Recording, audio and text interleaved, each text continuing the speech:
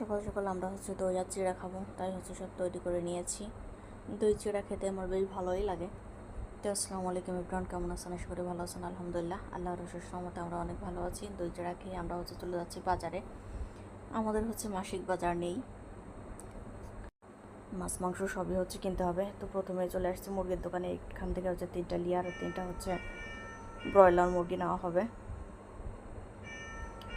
তো এখানে আমরা পরিচিত দোকান, এই জন্য দাম দিয়ে চলে যাব বাজারের ভিতরে মাছ কিনতে। ওরা ড্রেসিং করে রেখে দিবে। তো বলতেছিলাম বড় বড় দেখে বেছে দেন। ব্রয়লার মুরগি বাচ্চাদের জন্য নেওয়া হচ্ছে। এর মধ্যে আর অল্প কিছু নেওয়া লাগতে পারে। আর পাঙ্গাস মাছ দেখতেছিলাম, পাঙ্গাস মাছ নেব বড় একটা। ইদানিং আমার কাছে পাঙ্গাস মাছটা বেশ ভালোই লাগে, আর বাসার লোকজনও খায়। মাছ বেশ উঠেছে, কিন্তু বেশ দামও ছিল। তো আমরা কয়েক দোকান ঘুরে তারপর বড় একটা 4.5 কেজি ওজনের একটা পাঙ্গাস মাছ নিয়ে নিলাম। আর তারপরে অন্য মাছ দেখতেছিলাম। এর মধ্যে আমরা 2.5 কেজি পাবদা মাছ নিচ্ছিলাম।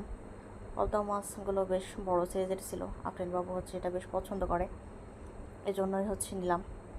তো এখন আমরা মাছ কাটাতে আসছি।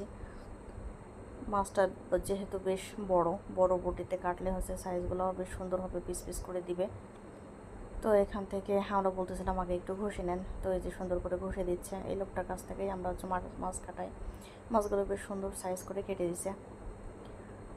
আর এটা তেল মেল পেটা এগুলো নেওয়া হয়নি। তো আমরা এই যে বাজার গোছায় আমি দাঁড়ায় আছি। আপনার পাপা গেছে মুরগির দোকানে মুরগি নিয়ে আসতে।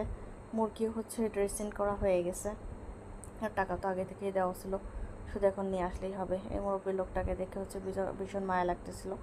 আমার নানু এরকম মুরব্বী। তখন মহান আল্লাহ তাআলা সবাইকে ভালো রাখুক, মুরগি নিয়ে চলে আসছে আফরিনের পাপা। এর মধ্যে সে একটা তরমুজ কিনবে, তো তরমুজ দেখতেছিল। তো তরমুজটাও কিনে যে আমরা রিক্সায় উঠে পড়েছি। এখন আমরা বাসার দিকে চলে যাচ্ছি। তরমুজটা একটু কাটতে যেয়ে ফেটে গেছে। এখন প্রায় সব তরমুজই পেকে গেছে। তো এখানে দেখলাম যে একদম জ্যাম লেগে গেছে। এর মধ্যে আফরিনের দাদুর ওষুধ নেওয়ার কথা আমাদের মনে ছিল না, ওষুধ নিতে আসছি। বাসায় চলে আসছি। এখন মুরগি কেটে নেওয়া হয়েছে, আলু সুন্দর করে কেটে নেওয়া হয়েছে। আর মাছগুলো এখন মোটামুটিভাবে পরিষ্কার করে ধুয়ে ফ্রিজে রাখা হবে আমাদের সাইজ মতো। আর এই পাবদা মাছগুলো নিয়ে বসছি। এগুলো আমি আর আমার শাশুড়ি কেটে রাখবো। আর আমার যা রান্না করতেছিল।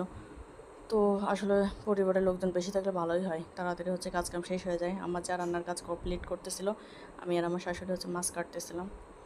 তো এই যে আমার যা মাংসটা বসাই দিছে। তো কষা সুন্দর করে ঝোল করে রান্না করছে, বেশ ভালো।